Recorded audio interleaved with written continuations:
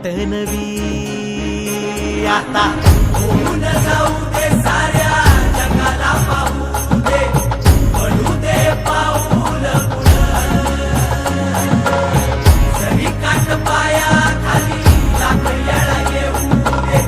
पडू दे पाऊल मोठी लढाई र लढू मातीसाठी र गड्या मनगटाचं जोर लावून दाटला जरी अंधार एकजूट होऊ आज दिवा देऊ तेज दावर